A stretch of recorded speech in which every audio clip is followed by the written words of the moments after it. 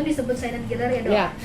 Nah, menurut dokter nih, apa sih tanda gejalanya, kan kita masyarakat umum nggak tahu Iya, kan? iya. Jadi gejalanya itu ada yang jelas, tapi orang yang bandel, ada juga yang memang tak bergejala, ya. Kalau gejala jelas itu kan dadanya rasa tertekan, kayak berat gitu. Ini saya sendiri belum pernah serangan jantung ya, tapi saya selalu tanya pasien saya bagaimana sih keluhannya. Kalau orang muda itu seperti sakitnya itu dada seperti dihimpit oleh truk tronton. Waduh. Jadi nggak bisa nafas. Sesak sekali. Nggak bisa nafas, berat sekali. Terus keringat dingin keluar sesak, keluar lemes ya. Tapi kalau orang setengah umur, setengah baya itu seperti diinjek gajah. Masih tetap berat, tapi gajah lebih ringan dari tronton. Tapi kalau orang tua itu gejalanya makin ringan. Orang tua atau kencing manis makin ringan. Jadi apa? Dia seperti tangan di dada, nginjek dada saya, tangannya nggak mau pergi-pergi nih. Ya begini gelisah. Itu gejalanya. Itu yang gejala yang benar. Ada juga yang tak bergejala atau gejalanya tidak khas. Gejala tidak khas misalnya sakit ma. Dok. Sakit ma-nya beda sama sakit ma yang memang lambung ya. Kalau sakit ma lambung, lapar, mah kambuh, diisi mah lebih enak. Itu stres kambuh, itu mah. Tapi kalau karena jantung itu sakit mahnya lucu, bukan urusan sama makanan. Tapi misalnya dia habis mandi nih, mahnya kambuh. Dia olahraga nih sebentar, mahnya kambuh. Dia emosi, mahnya kambuh. Itu hati-hati jantung. Gejala jantung. Ya. Banyak yang bilang juga sih. Ya, ada juga yang dulu kan koronernya dibilang angin duduk nih, angin duduk ya, angin duduk seperti flu, gejalanya seperti masuk angin.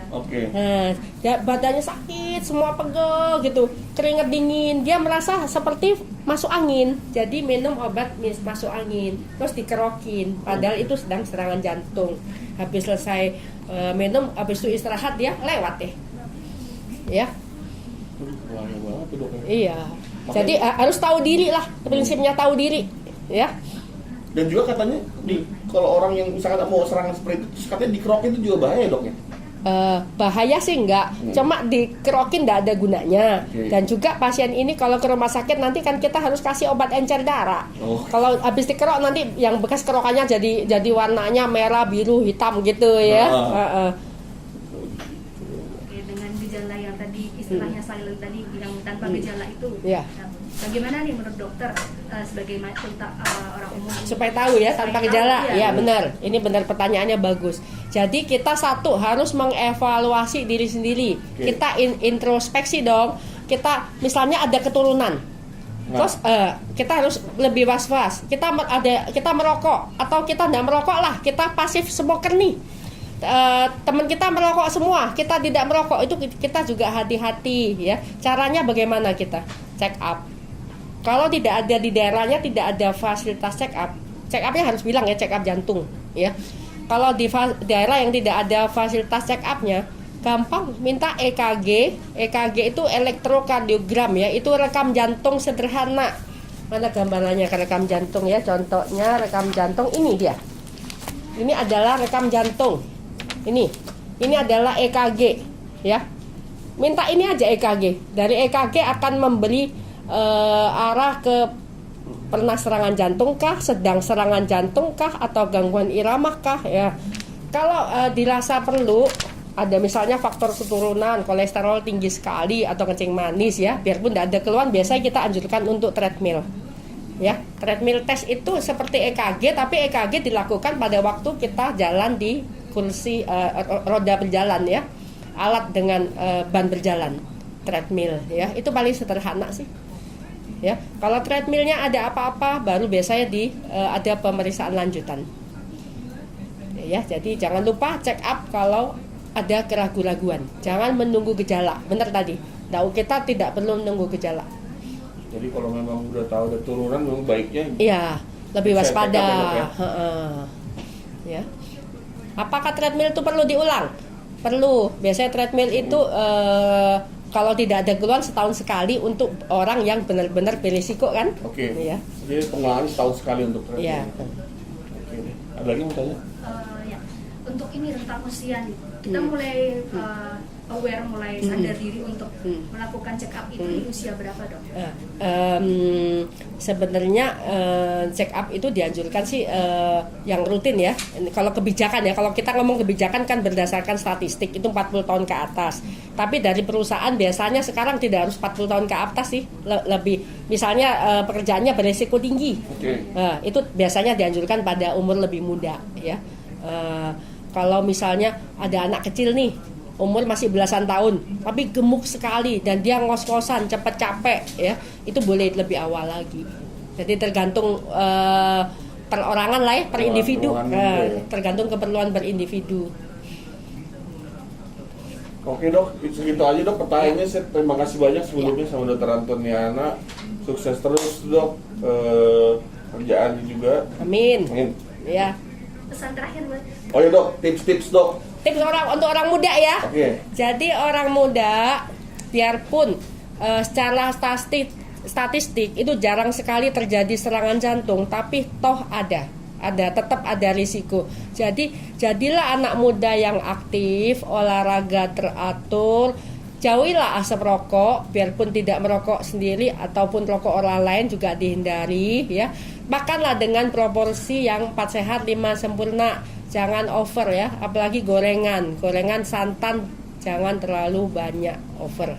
Jangan mengikuti tren makanan yang ABG ya, yang terlalu berlemak atau terlalu manis ya, itu dikurangi. Terus hindari stres dan jangan terlalu terikat pada gadget ya, harus bermain outdoor ya, bermain outdoor, anak-anak bermain outdoor, jangan terlalu gadget minded.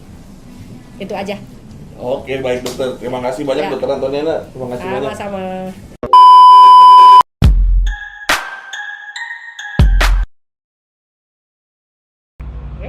What's up my man, my bro, my girl? Oke. Jadi balik lagi di Sokin nih. Gue mau wawancarain teman Ogut nih. Kebetulan kakak Iva ini here, sister Iva. Halo Iva. Iva, lu itu di sini sebagai apa sih? Jabatan gue yaitu sebenarnya teknisi kardiovaskuler. Teknisi kardiovaskuler. Teknisi kardiovaskuler itu apa, Pak? Job desk-nya itu sebenarnya yang bantu dokter jantung sih.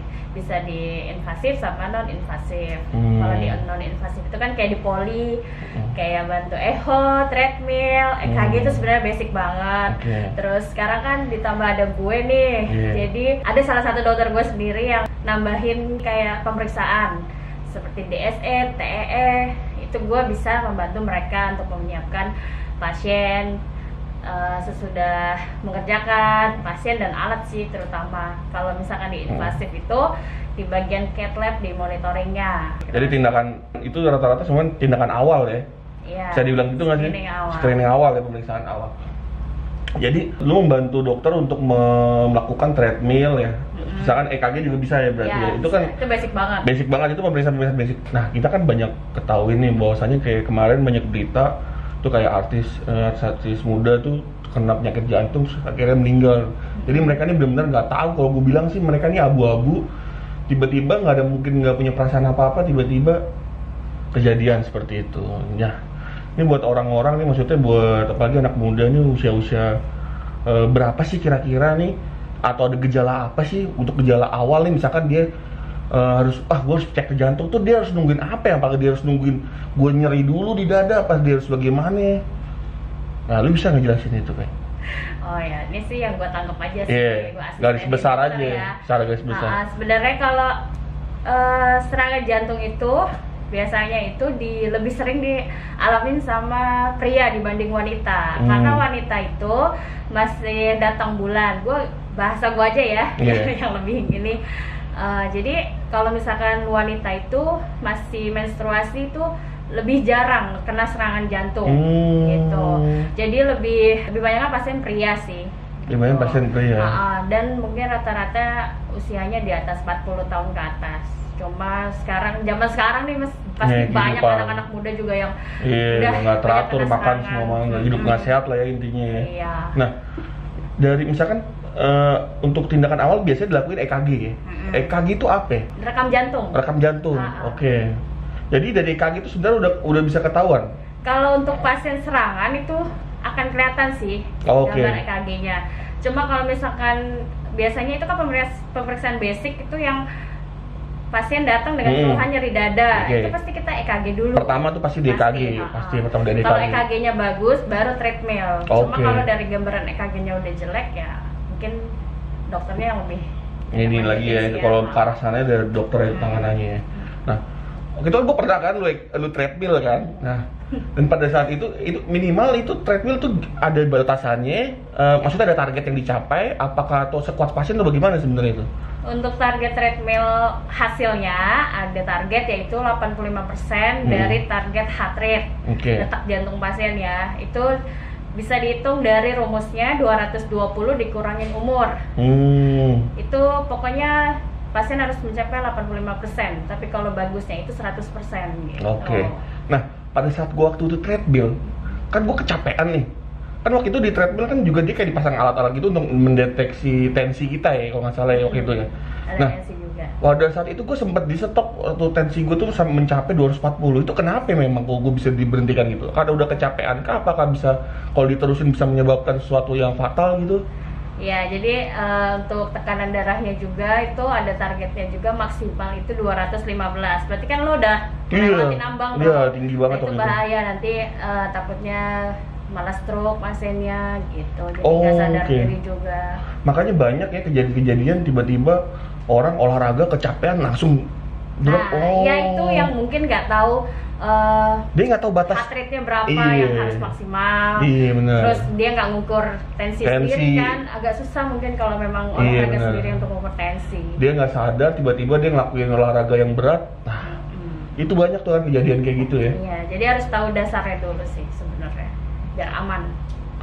Nah, menurut lu nih tips-tips apa yang maksudnya anak muda nih terutama nih harus jaga misalkan